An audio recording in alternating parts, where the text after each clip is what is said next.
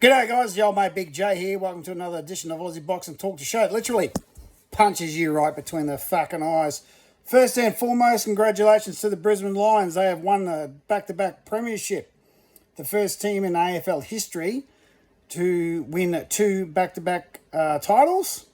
Obviously, they did their three-peat in 01, 02, 03, and they went back-to-back yesterday, 24-25. And I'm talking post 1990 when the AFL competition was formed. Whatever happened in the VFL post pre-1990, don't give a flying fuck, right? So good on the mighty Lions, and hopefully the Broncos can get in this afternoon and piss the Panthers off. Now, today's video, Jai Opeatia.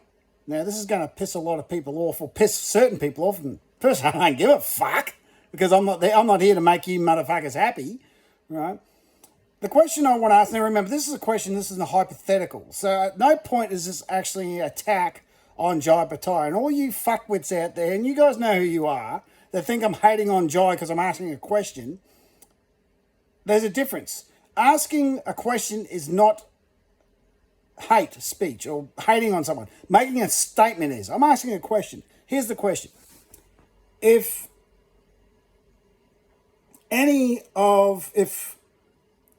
The question is, would Jai Opeatia still be considered the number one boxer in Australia if Tim, George, Liam, Para, or even Jason Maloney still had their belt?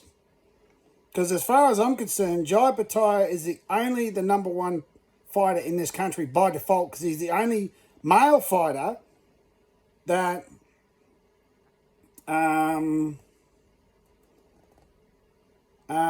that has a world title, right? Because if you think about it, if you bring the women into it, Jai Opeatia goes way down the totem pole. At the moment, Australia has 4 women who have world titles.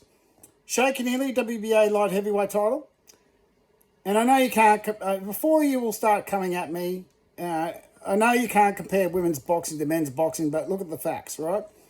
Shay Keneally's got a belt at WBA light heavy. Daisy Robinson has not one but 2 belts, right? WBA and IBF at middleweight. And Shanika Johnson, even if you consider her an Aussie, which I don't, so don't worry about Shanika, she's a Kiwi, but she's undisputed bantamweight, right? And I'm pretty sure there might be another girl out there that's got a world title too. Actually, no, I don't think there is. I think there's only 3. But anyway, if you bring the women into it, Jai goes way down the totem pole, because he's only got 1 belt. And he's defended it against a bunch of tomato cans. But then again, the girls haven't defended any of their belts. Anyway, if Tim Tszyu won the first Fundora fight, or even won the second one, would Jai still be number 1? If George Kambosos Jr. beat Devin Haney twice, or even beat Lomachenko to regain the IBF lightweight title, would Jai still be number 1? If Liam Paro didn't lose to Hitchens and still had his belt, would Jai still be number 1? All right? If Jason Maloney didn't lose to that kickboxer bloke and still had his belt, right, still had the WBA bantamweight title, would he still be number 1? Now, in a hypothetically, if George, Tim, Liam, Jason, and Jai all still had, well, Jai still obviously does, but all those other 4 blokes had their belts, I would put Jai Opeatia at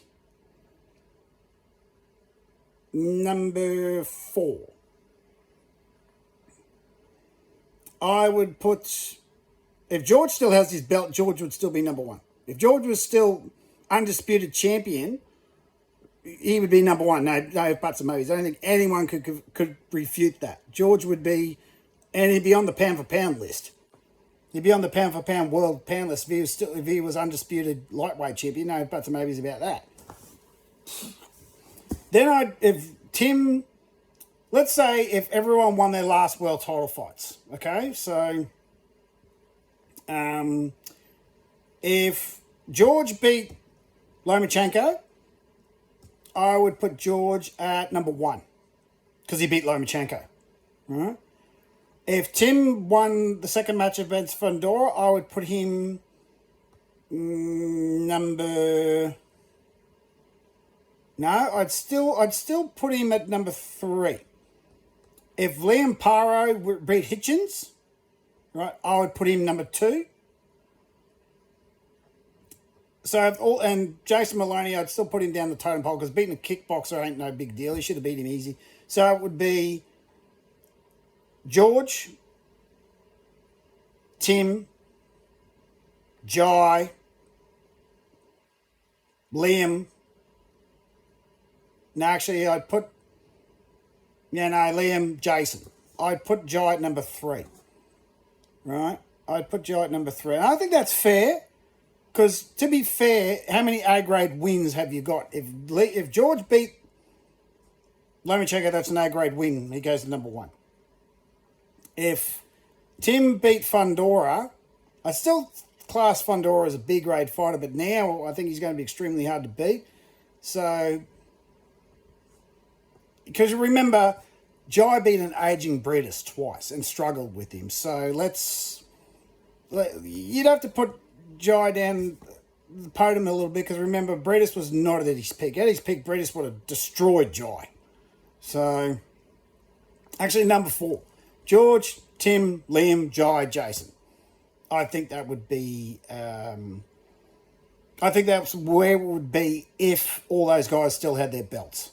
Jai would be number 4. He's the greatest cruiserweight of all time that this country's ever produced. No if, buts, or maybes. Right? No if, buts, or maybes. Danny Green doesn't even come close to anything Jai Opetaia has achieved at cruiserweight. He beat a legit champion for a legit belt, which Danny Green never did, despite coming extremely close against Christoph Wlodczyk, right?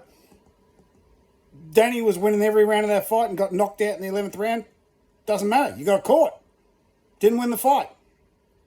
Probably one of his best in-ring performances was that fight against Wlodczyk, which is sad because I really wanted Danny to win. I've met Danny, great guy. But, yeah, I mean, fighting Roy Jones Jr., yeah, Roy Jones was 40 and that was like at 180 pound. Wasn't even at 200 pound. So, and then of course he fought Antonio Tava, who towed him up all night. But I think was allegedly or was caught right into the gills after that fight. So, allegedly. I'm not quite sure. I don't care. But, yeah, Jai Opetaia is by any stretch of the imagination. If you don't call Jai Opetaia the greatest cruiserweight champion this country has ever seen, something wrong with you. Right? You can't even put him in the same class as Danny Green because Danny Green only had the IBO belt. Right? Never held a major title. Held a secondary title. So, yeah. So that's a hypothetical question. I want to hear your guys' opinion. Would Jai still be the number 1 fighter in the country if the other guys still had their belts? No, I don't think he would. I don't think he would. He's purely and solely number 1 because he's the only one with a belt. Right? If he didn't have a belt, and people say, oh yeah, old mate's such a better fighter. Like, if you don't have a belt, you're not number 1. It's as simple as that.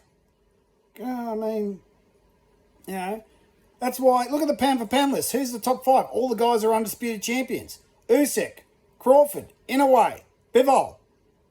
Right? Canelo's gone down the totem pole because he ain't got no belt no more. So I don't think Canelo's even in the pound for pound list anymore. Nor should he be. No, he hasn't got a belt. So that's getting off topic. So I want to hear what you guys have to think and actually take a second to actually listen to what I'm saying. If the other guys had a belt, where would Jai sit in Australia's pound for pound listing? Because if George, Tim, Liam and Jason still had belts, who else there? And also, if Sam Goodman won, where would Jai sit? At the moment, he's number 1, but he's number 1, in my opinion, by default, because he's the only one that's got a belt. And here's another question. If he didn't have a belt, where would you sit him? No? Well, if he lost to Bredis the first time, I doubt Jai would ever be heard from again. So, happy to be wrong, but if he lost that fight, imagine coming back from that. That's real guts and determination. I mean, it's bad enough that, hard enough to come back from a victory like that. Imagine if he lost. But that's another hypothetical. So, I'm sick of this bloody talk about, Jai can do great at heavyweight. Remains to be seen. What evidence do you have to support that Jai Opetaia can do great at heavyweight. I want to hear the argument. What evidence is there? He's beaten an aging Bredis and he's beaten a bunch of nobodies at cruiserweight. What makes you think he can go to heavyweight and dominate? Based on what? He's never been hit by a heavyweight and he'll be fighting guys 20, 30 pound heavier than him. So I'd like to hear the argument. Anyway, as always, tackle the ball, wrestle crook, hide yourselves the fuck up, and we'll see you another day.